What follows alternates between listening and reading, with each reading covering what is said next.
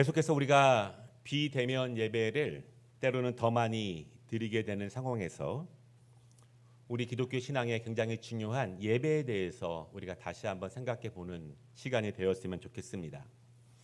우리가 대면으로 예배를 드릴 때 또한 온라인으로 예배를 드릴 때 각각 사정에 맞게 예배를 드리지만 그 중에서도 하나님께서 우리에게 주시는 예배의 본질에 대해서도 우리가 잊지 않고 또 예배의 본질을 이런 시간에 다시 한번 회복할 수 있는 시간, 그래서 우리가 대면으로 함께 만나게 된다면 더 깊은 영성의 예배를 드릴 수 있도록 우리를 함께 준비하는 것도 또 복된 시간이라고 생각을 드립니다. 오늘 제목은 불편한 예배 그러나 믿음으로 드리는 예배, 예배에 대한 세 번째 말씀이고요. 다음 주일까지 우리가 예배에 대한 말씀을 나누려고 합니다. 신앙생활을 오랫동안 하신 분들도 가끔은 이런 생각을 할 때가 있습니다.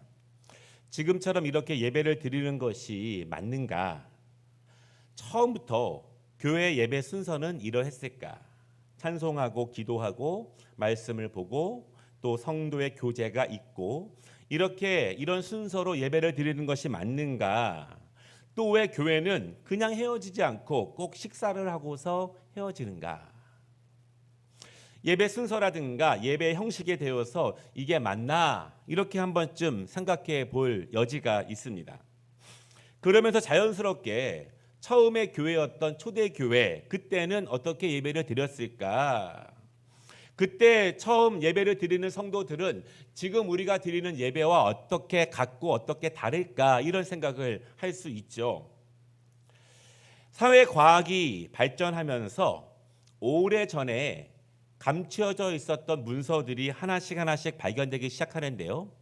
그 문서들 가운데 초대교회와 연관된 역사적인 사실이 기록된 문서들도 발견된 것들이 굉장히 많아요. 그 중에 하나를 소개해 드린다면 소아시아는 지금의 터키 지역입니다. 요한계시록에 7교회가 있는 지역인데요.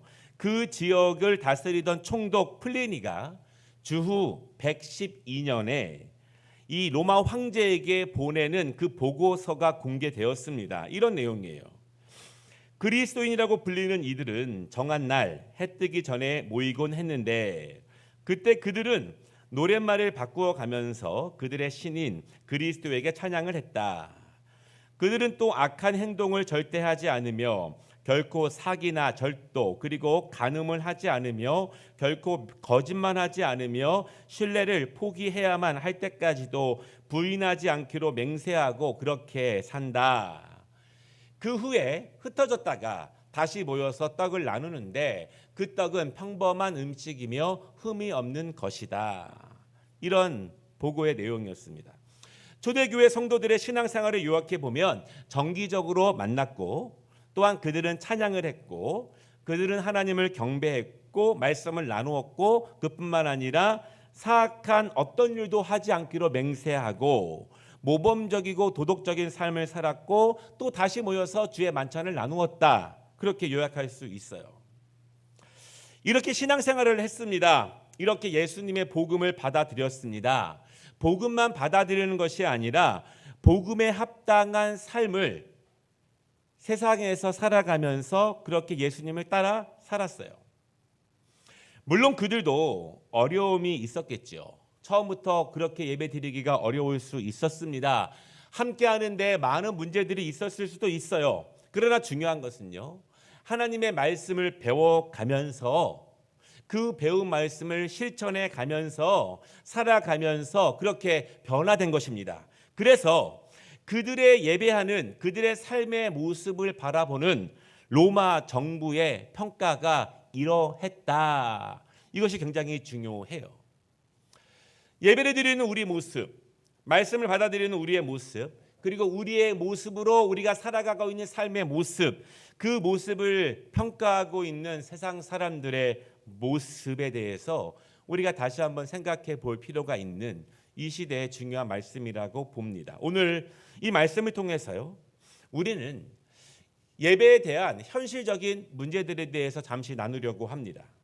특별히 초대교회 때 예배의 모습을 보면서 그들은 예배에 대해서 모임에 대해서 어떤 어려움들이 있었을까? 그리고 그들은 그 어려움들을 극복하면서 어떻게 교회를 이루어 갔을까? 이 문제를 생각해 보고요. 혹시 우리는 예배에 대해서 불편함이 없는가? 나는 예배에 대해서 어떤 불편함들을 경험하고 있는가? 그리고 나는 신앙적으로 믿음으로 그 불편함들을 어색함들을 어떻게 극복해 나아가면서 온전한 예배자로 나아갈 수 있을까? 우리가 함께 말씀을 통해서 그 은혜를 나누고자 합니다. 첫 번째 말씀은요. 초대교회의 처음 예배는 불편한 분위기였다. 신앙생활에는요, 어쩔 수 없는 불편한 상황들이 있습니다. 사실 본질이 아닌데 불편함들이 있어요. 부수적인 것들 때문에 본질의 은혜가 훼손될 때가 있습니다. 기도에 대해서 불편함을 토로하는 성도들이 있어요. 어떤 성도는요, 자신의 기도에 집중하지 못하겠다고 합니다. 왜냐하면 옆에서 기도하는 성도들이 너무 크게 방언으로 기도하기 때문에 내 자신이 스스로 기도에 집중해서 하나님께 기도하기가 어렵다, 그렇게 말합니다. 통성 기도에 대한 불편함을 토로하는 거예요.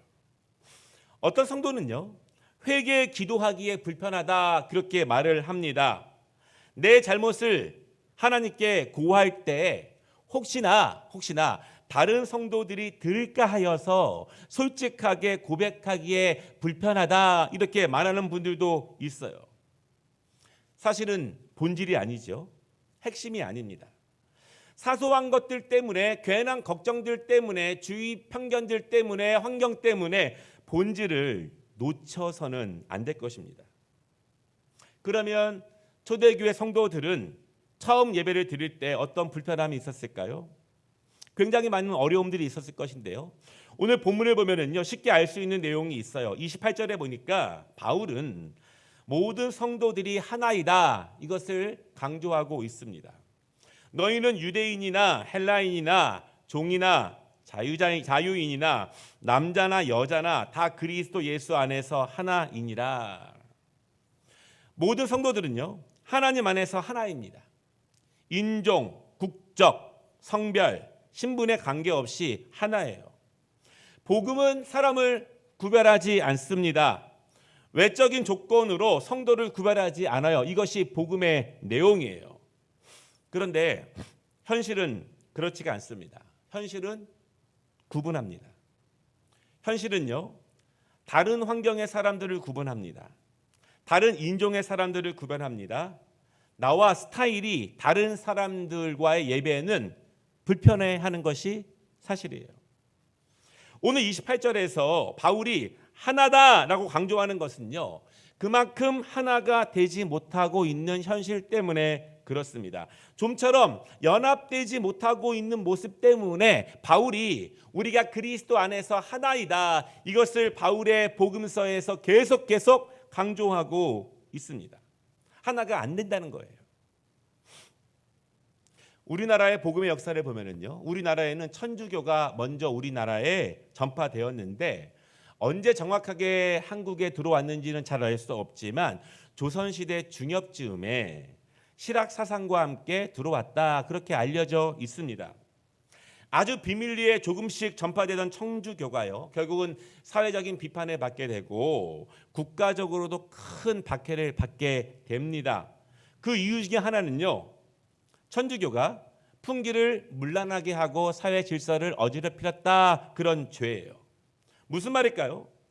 천주교를 믿는 조선 사람들이 말씀을 배우고 말씀을 따라 살고 말씀대로 생활하다 보니까 서로 형제님, 서로 자매님, 이렇게 말하면서 신앙생활을 하고 사회생활을 하는 거예요. 그런데 이것이 문제가 됩니다. 왜냐하면 당시 조선은 신분 사회였습니다. 양반이 있고 종이 있고 주인이 있고 노예가 있고 남자와 여자도 하는 일이 다 철저하게 구분이 되었어요. 그런데 천주교 신앙을 받아들인 사람들이 신분과 관계없이 남녀 구별 없이 형제님, 자매님 불리면서 신앙생활을 하기 때문에 국가의 기틀을 흔드는 것이 돼요. 그래서 큰 박해를 받게 됩니다. 초대교회도 마찬가지예요. 복음이 전파됩니다. 교회가 세워졌습니다. 그런데 같은 배경을 가진 똑같은 사람들만 교회에 있는 것이 아니에요. 오늘 말씀을 보면은요, 먼저는 교회 안에 유대인들이 있습니다. 그런데 유대인이라고 다 같은 유대인이 아니에요. 이스라엘에서 태어나서 자라다가 다른 나라로 이주해 온 유대인이 있고, 어린 시절 박해를 피해서 외국으로 부모님과 함께 온 유대인들도 있고, 오래전에 이스라엘이 패망할 때 노예로 끌려왔다가 몇 대가 지난 유대인들도 있습니다. 같은 유대인이 아니에요. 우리나라로 설명을 한다면 일제시대 때 중앙아시아로 끌려간 조선인들이 있고, 중국에 정착했다가 해방을 맞은 그대로 있는 조선인들이 있고, 북한에 살고 있는 조선인들이 있고, 다시 한국으로 온 조선인들이 있고, 남한에 그대로 남아있는 사람들이 또 있어요. 같은 한국인이라고 하기에는 다른 점이 너무 많습니다. 같은 점을 찾는 것보다 다른 점을 찾는 것이 훨씬 더 많아요. 하나가 될 이유보다 나뉘어져야 될 이유가 훨씬 더 많습니다. 오늘 말씀을 보면 또 교회에 헬라인이 있습니다. 헬라인이라고 다 같은 헬라인이 아니에요. 헬라 제국에 이어서 로마 제국에서 살아가고 있는 사람들이에요. 그들 중에 정통 로마인은 별로 없어요. 로마라고 하는 나라의 인종이 크게 많은 인종은 아니었습니다. 대부분 각처에서 온 이민자들이 로마의 국적을 얻어서 살아가고 있습니다. 여전히 로마 국적 없이 살아가는 사람이 훨씬 많아요. 쉽게 말하면요, 여러분, 지금 영국, 프랑스, 독일 이런 나라들은요, 그 나라의 본토인들보다 이민자들이 엄청 많어요. 프랑스인이라고 해서 다 같은 프랑스인이 아니에요. 아프리카에서 온 사람들, 아시아에서 온 사람들, 중동에서 온 사람들, 유럽의 각 나라에서 온 사람들이 모두 섞여 있어요. 같은 땅에 살고 있지만 문화가 다르고 종교도 다르고 배경도 달라요. 더 중요한 것은요, 생각하는 스타일과 삶의 가치관이 다릅니다. 한 나라에 산다는 것은 같지만 다른 것이 훨씬 더 많아요. 여러분, 그 중에서요, 생각하는 스타일과 삶의 가치관이 다른 사람들과 살아가는 것이 얼마나 힘든 줄 아십니까? 굉장히 힘들어요. 제가 미국에 있다가 카나다로 처음 갔을 때 굉장히 힘들었던 거 하나가, 생각하는 스타일과 삶의 가치관이 다른 사람들과 부딪혀 살아야 한다는 것이 너무 힘들었어요. 캐나다 토론토는요, 세계 200개국 이상에서 온 이민자들이 함께 살아가고 있는 나라예요. 너무 다릅니다. 한 번은 제가 마트에 가서 물건을 사고 계산하기 위해서 줄을 섰어요. 그런데 제 순서가 거의 왔을 때 바로 제 앞에서 아주머니, 외국 아주머니가 계산하고 있었는데, 계산을 하다 말고 옆에서 지나가는 한 아주머니에게 그 옥수수 어디서 샀냐 이렇게 물어보는 거예요. 그 아주머니가 저 어디 있다라고 얘기하니까 계산을 하다 말고 다시 뛰어 들어가더니 5분 이상 안 나와요. 저는 그냥 서 있고, 한참 만에 옥수수를 이렇게 싸가지고 다시 계산대 앞에 섰습니다. 그리고 계산을 하기 시작하는 거예요. 저는 그래도 한국적인 사고 스타일과 미국적인 합리적인 스타일로 생각을 해왔는데, 제가 너무 어이가 없어서 한마디 했어요. 아니 아주머니, 나한테 미안하다고 말을 하지 않느냐. 그랬더니 그분이 하는 말이, 내가 계산원에게 미안하면 미안했지 왜 너에게 미안하냐. 나는 너에게는 하나도 미안하지 않다. 저는 굉장히 당황스러웠어요. 많은 이민자들이 모여 사는 것, 인종과 문화만 다른 것이 아니라 생각하는 습관, 다른 사람을 대하는 태도, 삶의 중심이 다른 것들이 얼마나 함께하는 데 큰 어려움을 주는가. 사람들이 사실 이런 것 때문에 더 힘들어하는 것이 사실입니다. 오늘 28절을 보십시오. 그들은 신분도 달라요. 종도 있고, 요즘 말로 하면 불법 체류자도 있습니다. 정식으로 비자를 받은 사람도 있습니다. 높은 신분을 가진 귀족들도 있고, 천하게 사는 사람들도 있습니다. 물론 남자와 여자도 섞여 있어요. 바울의 말처럼 그리스도를 믿는다는 이유로 하나가 될 수 있을까요? 쉽지 않아요. 쉽지 않아요. 여러분, 우리가 그리스도를 믿지만 출신 지역 때문에 하나가 되기 어려울 때가 굉장히 많이 있어요. 우리가 그리스도를 믿지만 정치적인 지지 여부에 따라서 하나가 되기 어려울 때가 훨씬 더 많아요. 아무리 우리가 그리스도를 중심에 모셔도 서로 다른 것이 많으면 하나가 되는 것이 정말 어렵습니다. 사실 우리가 하나가 되는 데 있어서 그리스도를 믿는다는 것, 그것이 가장 중요한 중심이 되지 않을 때가 훨씬 더 많아요. 어찌 보면 내가 그리스도인이다 라고 하는 것이 우리를 하나로 연결시키는 데에 별로 중요하지 않을 때가 훨씬 더 많아요. 바울은 그것을 통해서 우리에게 하나가 되라고 선포하고 있지만 우리는 그리스도 때문이 아니라 부수적인 수많은 것들 때문에 우리가 하나가 되지 못하는 문제들이 있습니다. 그래서 초대교회 예배는 불편한 거예요. 성도들 사이에 같은 것보다 다른 것들이 너무 많아요. 주위를 돌아보면 다 다른 사람들이에요. 서로 형식적으로 인사는 합니다. 그러나 진정으로 삶을 나누거나 고민을 나누기에는 너무나 어렵습니다.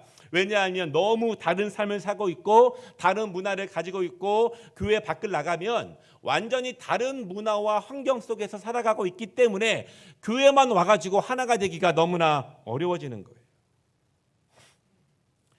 초대교회 예배에서 빠질 수 없는 것이 주의 만찬입니다.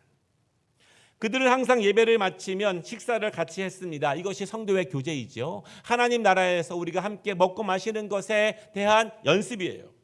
그런데 식사를 하기 위해서는 누군가는 준비를 해야 되고 누군가는 누리는 사람들도 있어요. 얼마나 불편할까요? 잘 모르는 사람들과 섞여서 인사하고 대화하면서 함께 식사를 해야 합니다. 불편해요. 사랑하는 여러분, 우리의 예배는 어떻습니까? 우리의 예배는 불편한가요? 같은 언어, 같은 민족입니다. 그래도 불편한가요? 어찌 보면 초대교회 성도들보다는 훨씬 더 나은 환경이지만 그래도 우리에게 불편할 수 있어요. 옆에 앉은 잘 모르는 성도와 반갑게 인사하는 것이 불편합니까? 입술을 열어 얼굴에 미소를 띠면서 반갑게 안부를 묻고 서로 축복하는 것이 불편합니까? 그냥 모른 채 하고 나만 편하게 예배 도를 드리고 돌아가면 그러면 편하겠습니까? 그리스도 안에서 우리가 하나이다 이렇게 선포하고 있는 바울은 정말 우리의 현실을 모르고 그렇게 하는 말일까요? 아니면 나의 불편한 예배가 문제일까요? 중요한 점은 예배 가운데 불편한 것들이 있다면 혹시 여전히 내 감정, 내 느낌, 내 주관이 우선하기 때문에 그 예배가 불편한 것이 아닐까요?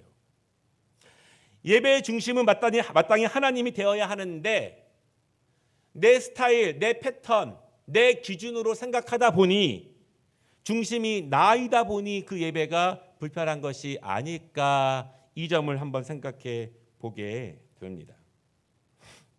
오늘 두 번째 말씀은요. 그래도 믿음으로 넘어설 수 있는 예배가 될 수 있는가 이런 것입니다. 불편함으로 따지면 너무나 불편함이 많은 예배입니다. 꼭 찬송을 크게 불러야 합니까? 꼭 일찍 와야 합니까? 좀 늦으면 안 됩니까? 꼭 복장을 갖추고 와야 합니까? 편하게 입으면 안 됩니까? 내가 평소에 입던 스타일대로 그냥 입으면 안 되겠습니까? 꼭 다른 사람들과 인사하면 안 되겠습니까? 불편해요. 봉헌도 불편합니다. 성경 읽는 것도 불편하고 성경과 찬송을 가지고 오는 것도 불편해요. 꼭 예배를 위해서 무엇인가 봉사를 해야 하는가? 그냥 편하게 나만 혼자 와서 예배를 드리고 편하게 가면 되는가? 실상은 나 중심으로 생각하면 예배는 불편한 것 투성이에요. 그런데 처음 초대교회 성도들이 예배를 드릴 때에도 이러한 불편함들이 많았어요. 중요한 것은 그 불편함으로 계속 머무는 것이 아니라 그 불편함들을 하나씩 극복해 나아갔다. 이것이 중요한 포인트입니다. 어떻게 극복해 나아갔을까요? 그것은 믿음의 성장과 함께 극복해집니다. 믿음의 성장과 함께. 신앙의 초보일 때, 믿음이 아직 연약했을 때 불편함이 많습니다. 왜냐하면 신앙의 질서에 나를 맞추는 것이 아니라 세상에서 살아왔고 가정에서 살아왔던 나의 질서를 먼저 생각하니 교회의 질서와 말씀의 질서가 여전히 불편하기 시작합니다. 여전히 어색한 거예요.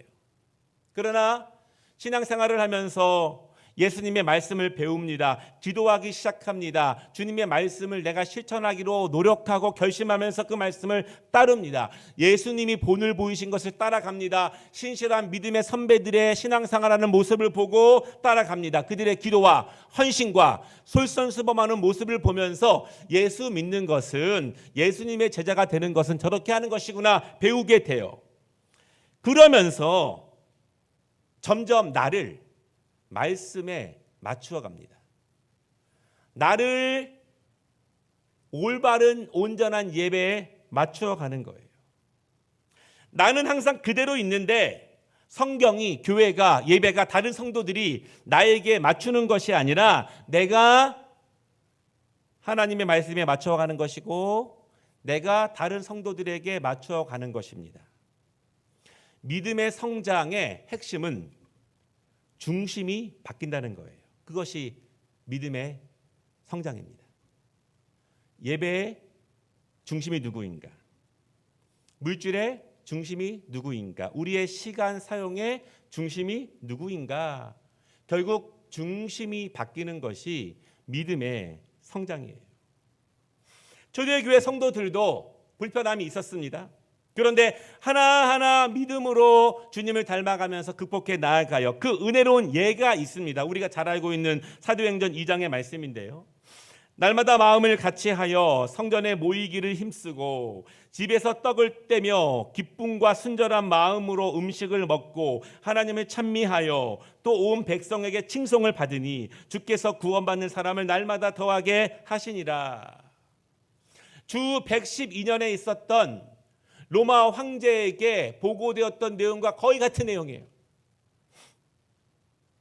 여러분, 이 말씀이 초대교회가 모였던 처음의 모습이 아니에요. 변화되어 가고 있는 모습입니다. 성령의 사람이 되어가면서 그 개인들 안에, 공동체 안에 성령님이 중심이 되면서 변화되어 가고 성숙되어 가는 모습이에요. 말씀에 순종하고 말씀이 이루어져 가면서 각 성도들에게 일어나는 내적 변화이고 동시에 외적 변화의 모습이에요. 이러한 변화가 각 성도 개인들에게 나타납니다. 개인들이 모여서 교회 공동체에게 나타나는 거예요. 여러분, 우리 교회의 색깔은요, 각 성도들의 색깔이 교회의 색깔을 만드는 것입니다. 교회 영성은 각 성도들의 영성이 교회의 영성을 만들어내는 것입니다. 교회 영성이 따로 있고 성도들의 영성이 따로 있는 것이 아니에요. 어른들의 영성이 우리 학생들과 청년들의 영성이 되고 우리 자녀들의 영성이 되는 것입니다. 우리 교회 영적 리더십들의 역할이 그만큼 더 크다고 볼 수 있어요. 바른 방향을 우리가 준비해야 되기 때문에 그렇습니다. 오늘 갈라디아서 이 말씀을 보면은요, 교회 안에 모여있는 성도들의 신분과 인정, 문화와 성격이 제각각이에요. 그러나 바울은 하나가 되어야 한다고 강조를 합니다. 그 하나에 돼가는 모습이 우리가 함께 읽은 사도행전의 말씀이에요. 그 사도행전의 말씀에서요, 날마다 마음을 같이하여 순전한 마음으로, 이것이 그리스도 안에서 하나가 된 증거가 아니겠습니까? 마음을 같이 한다는 것이 어떤 뜻일까? 성경에 여러 가지 예들이 있는데요. 제가 가장 많이 쓰이는 두 가지만 소개해 드린다면, 첫째는 함께 연합한다, 이런 말이에요. 마음이 하나가 되는 것이 쉽습니까? 굉장히 어려워요. 가족들끼리도 하나가 되는 것이 어렵고 부부간에도 어렵습니다. 사람들의 개성과 성격과 판단력과 가치 기준과 중심이 다 다르기 때문에 하나가 되는 것은 불가능해요. 그러면 어떻게 하나가 될 수 있을까? 성령께서 하시는 일인데요. 성령께서 그 마음과 그 마음을 연결시키실 때 하나가 될 수 있습니다. 이것은 각 성도들이 각각 개인의 성도들이 성령님의 뜻에 맞추어서 살아간다는 의미입니다. 성령님의 뜻에 가까이 간다는 의미입니다. 내가 중심이 아니라 하나님의 말씀의 중심으로서 점점 예수님을 닮아가기에 몸부림치는 모습을 이야기하게 됩니다. 이런 은혜가 성도들의 개개인에게 역사될 때 신앙 공동체 안에 마음이 연합되는 은혜를 경험하게 됩니다. 수많은 성도들이 따로따로 있습니다. 따로따로 주장하는 것이 아니라 우리 앞에 계시고 우리 위에 계신 성령님을 중심으로 함께 바라보고 함께 그분이 주신 말씀을 중심으로 우리가 모을 때 연합되어질 수 있어요. 각각이 주장하면 연합되어질 수 없지만 이미 우리에게 주어진 하나의 말씀, 하나님의 말씀에 주목하고 중심에 그것을 두면 연합되어질 수 있습니다. 결국 성령님이 우리와 함께 하실 때 가능한 일입니다. 두 번째, 마음을 같이하여 이 뜻은요, 마음이 만장일치가 된다 이런 뜻입니다. 이것이 어떤 투표한다 그런 것을 말하는 것이 아닌데요. 이 뜻의 중요한 예시가 사도행전 4장에 나와 있습니다. 베드로와 요한이 감옥에 갇혔을 때 성도들이 함께 모여서 함께 기도해요. 그리고 그들이 석방되었을 때에도 또다시 기도합니다. 사도행전 4장 24절을 보니까 그들이 듣고 한 마음으로, 이것이 마음을 같이하고 해요. 순전한 마음으로입니다. 하나님께 소리를 높여 이르되 대주제여 천지와 바다와 그 가운데 만물을 지으신 이시요.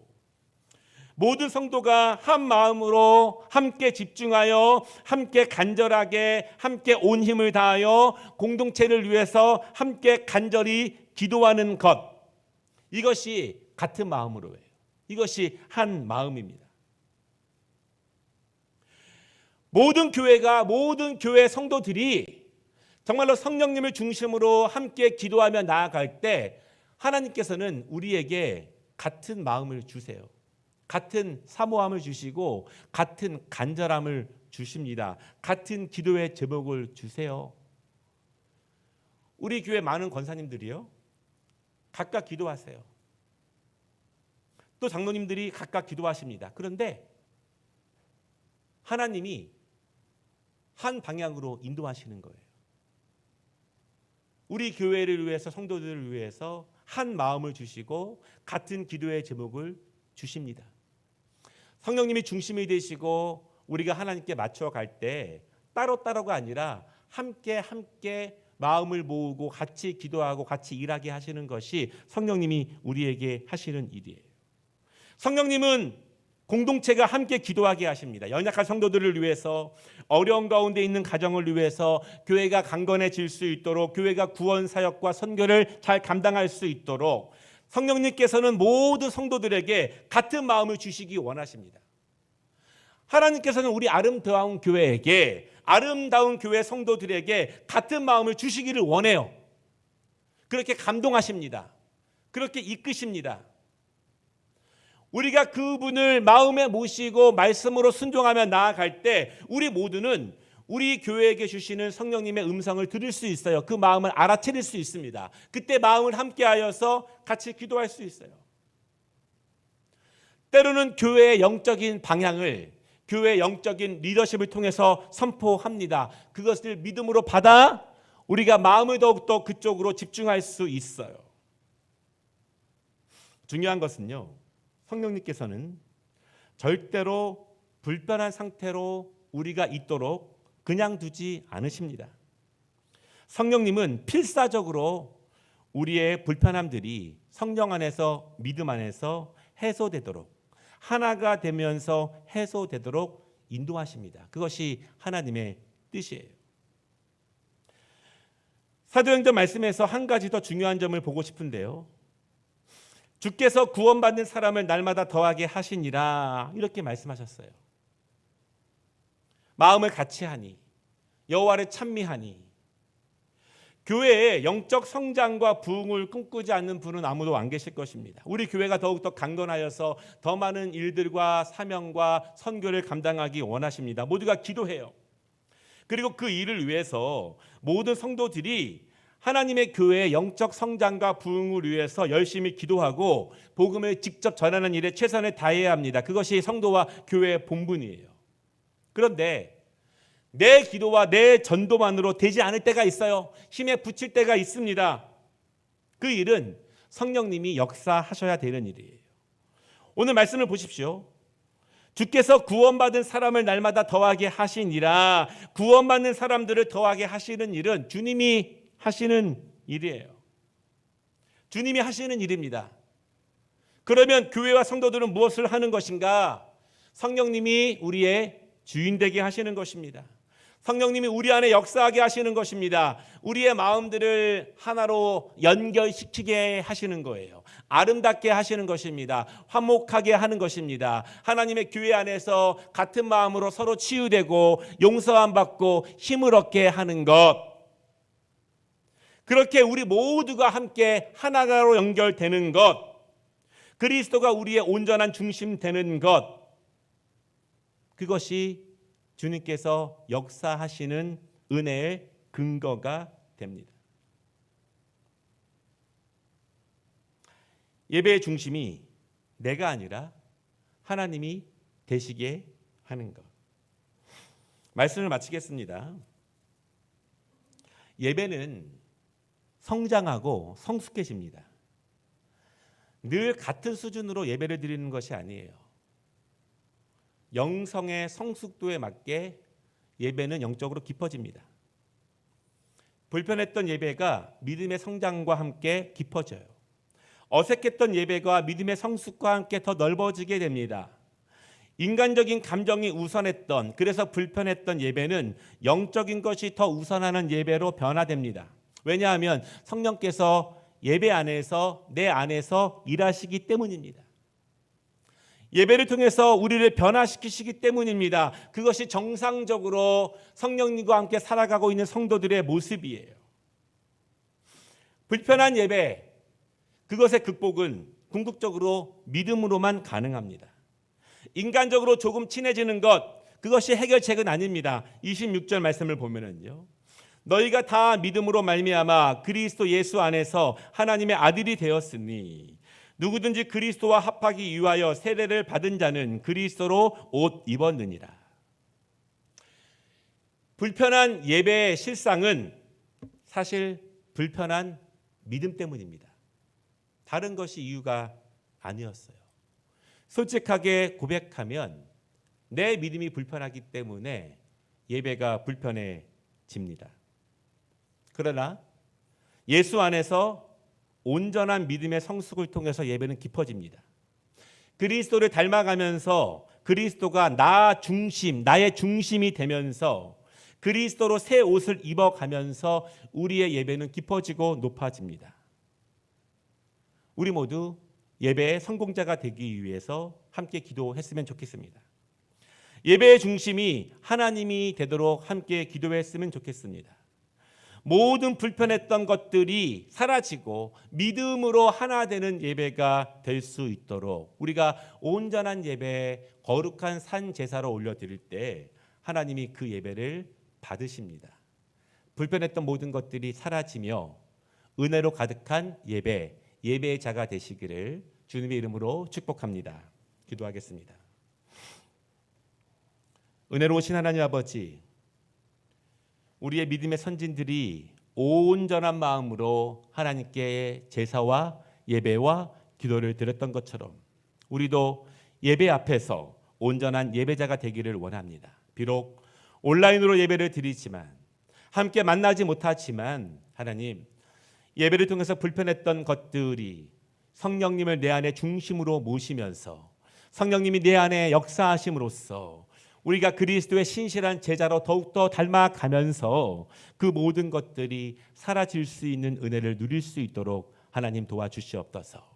온전한 예배자가 되는 것, 어찌 보면 그것이 그리스도를 사랑하는 가장 큰 증거가 될 수 있습니다. 오늘도 교회에서 또한 온라인으로 예배를 드리는 모든 아름다운 교회 성도들 온전한 예배자가 되기를 원합니다. 예수님의 이름으로 기도드리옵나이다.